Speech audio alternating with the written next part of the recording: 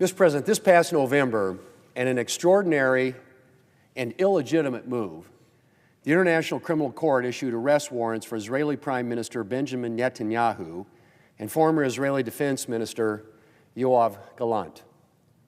The court's decision was troubling on multiple levels.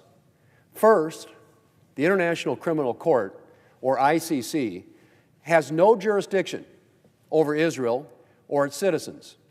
Neither Israel nor the United States is a party to the treaty establishing the court, and thus the court has zero authority over Israel or its leaders. Second, the court's clear suggestion of moral equivalence between the government of Israel and the Hamas terrorists who attacked Israel and oppressed their own people is beyond the pale. Israel wages war against terrorists. Hamas wages war against innocents.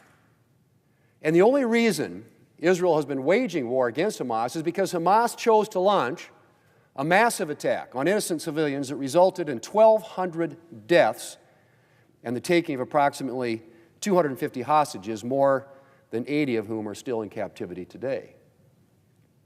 Mr. President, when it emerged last year that the ICC was planning to seek warrants for Israeli officials, the Republican-controlled House of Representatives brought up legislation to sanction those responsible at the ICC.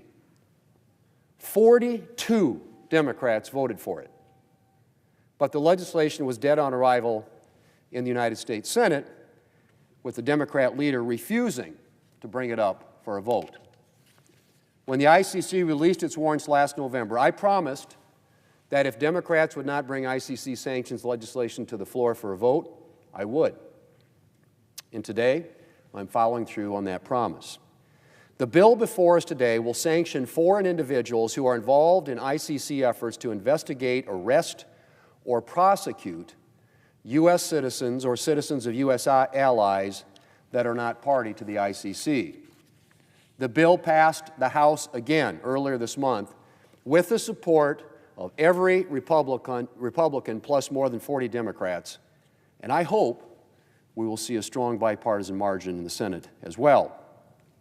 First, because this illegitimate targeting of a key U.S. ally should concern all of us. And second, because while the ICC is targeting Israeli leaders today, it could easily set its sights on Americans, and American soldiers in particular, tomorrow. It's happened before, back in 2020. And while the United States will not be turning over any of our military members to the ICC, the issuance of warrants for U.S. soldiers or military leaders could jeopardize American troops' ability to move freely where needed and impede our ability to defend our country and stand with our allies.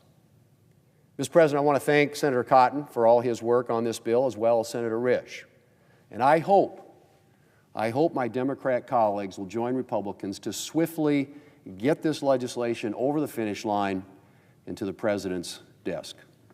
Mr. President, I yield the floor, and I suggest the absence of a quorum. Clerk will call the roll. Ms. Alsobrooks.